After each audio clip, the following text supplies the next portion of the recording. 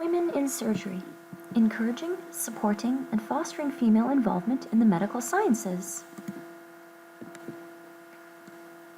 The field of surgery has traditionally been more male-dominated. Why is that? Why are there more males in the field of surgery, both in leadership roles, performance roles, as well as enrollment in medical classes in schools? We're going to be examining some of those reasons. Without further ado, once we've done that, we can break tradition right now. First question, why are women so underrepresented in surgery? Two different reasons why. Assumptions. Assumptions are psychological and social rules and processes and a lot of thoughts that we carry out as a society and in the way we communicate and behave towards other people. Some of these include, women don't want these roles. Nothing can be further from the truth. A woman can want anything, and she can aspire to be anything and anyone she wishes. Women can't handle the intensity of surgery. Big, big myth. There is nothing a woman can't handle unless she puts her mind to it. A woman can aspire to be anyone she wants. A woman can aspire to have any fame, any level of happiness, any level of success she wants. And the last thing a woman would want is to be compared to a man's work or a man's role in performing surgery. Women don't have time for the training. Again, false, not true at all. Although this ties into women wanting to raise their children and focusing on family life more, there's still a lot of room for management, growth, scheduling, and becoming adaptable to the field and intensity of surgery. Women can definitely aspire to be leaders in the field of surgery, and nothing should limit them and stop them and be an obstacle, especially our behavior. And that ties into different treatment. This is the way that we behave on the receiving end of healthcare, practitioners, or what have you. Many female surgeons are often mistaken for nurses. This is true, and this is because traditionally men in our society have been embedded in the image of being a surgeon. Look at our media, look at our novels, look at our TV shows, look at our movies. Picture a serious ER movie drama. You have more males always presented as the surgeon and the leaders and the head of the hospitals. This needs to stop. This needs to go away because it's not true.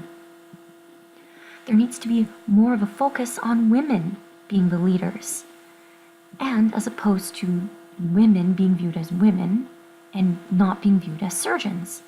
Simply put, what this means is whenever a woman carries out any specific work role, she's always viewed as a woman first, as opposed to that specific job role that she's doing.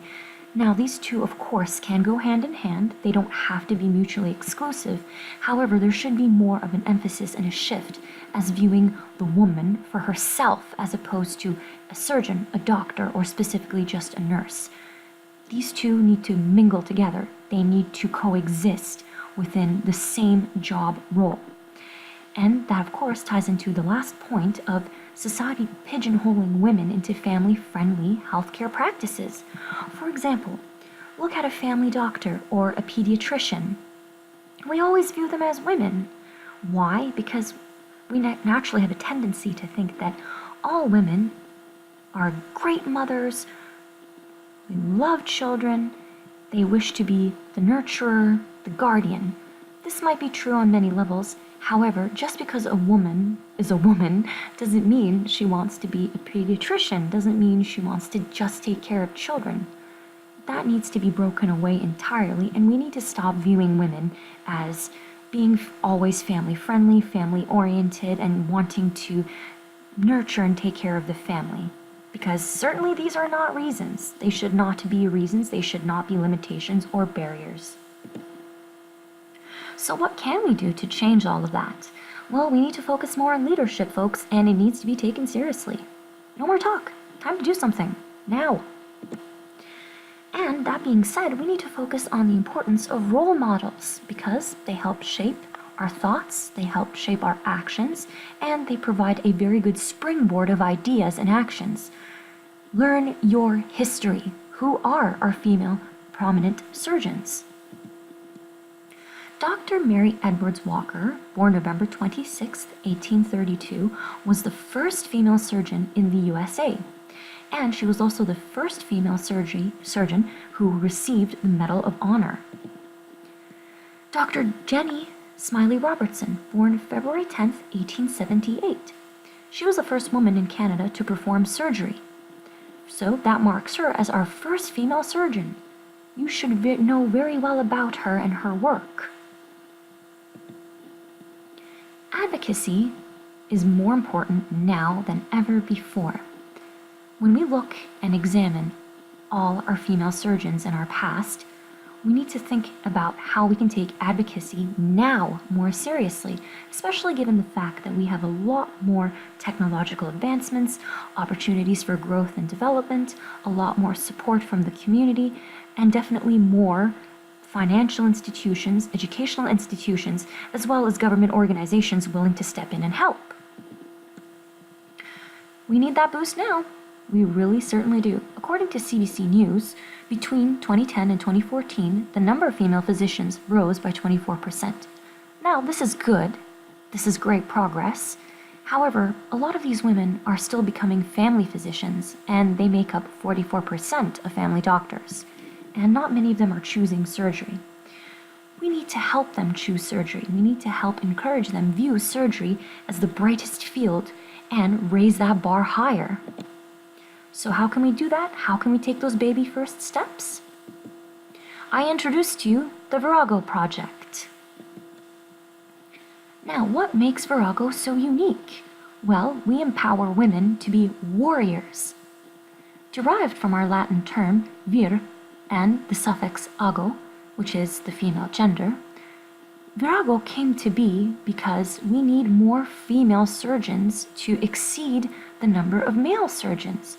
We want women to take that step into leadership. Female dominance, female success, and female empowerment is our top priority. It's our top care. Our missions and values seriously seek to empower women and help them rise above any barriers, any limitations, even the smallest psychological, social thought process, and to be better, to strive to be better, to learn about themselves, and towards navigation of the surgical field.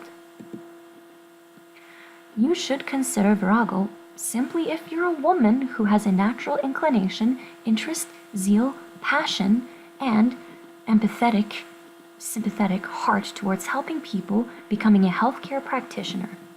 If you have a strength, doesn't matter how small it is, in biology, in science, chemistry, kinesiology, or you're simply interested in learning more about women throughout medical science, you seriously should consider Virago. Our information extends from youth, young girls, all the way up to women, middle-aged. There is no barrier, no limitation. Age is not going to stop us. Youth is not going to stop us. Nothing is going to stop women from exceeding expectations and rising above. Thank you so much for your time. If you would like more information, please be certain to view our pamphlet for more information and visit www.viragoproject.com for a list of financial institutions, help, counseling services, and simply our schedule of workshops, information, and presentations in the upcoming future. Thank you for helping Virago come to fruition.